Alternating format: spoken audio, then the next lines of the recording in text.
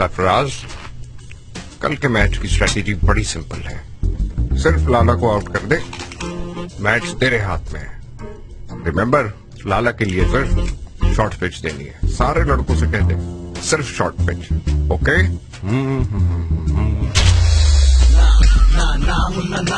ये HBL PSL है boss, यहाँ होगी अब जीत की जंग।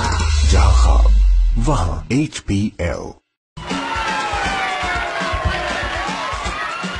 जी साजी, पहले 2 ओवरों में फखर को निकालना है। हाजी, आपने भी वाटसन की याद दिलानी है। शॉर्ट पिच पे शॉर्ट पिच। तू भी यही करना।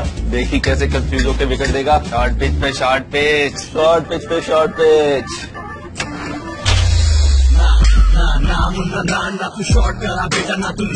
ये HBL PSL है बॉस, यहाँ होगी अब जीत की जंग।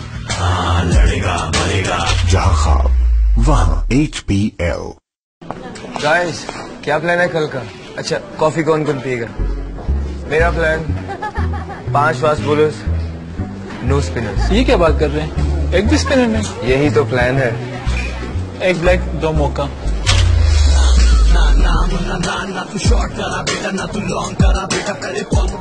ये HBL PSL है बॉस, यहाँ होगी अब जीत की जंग।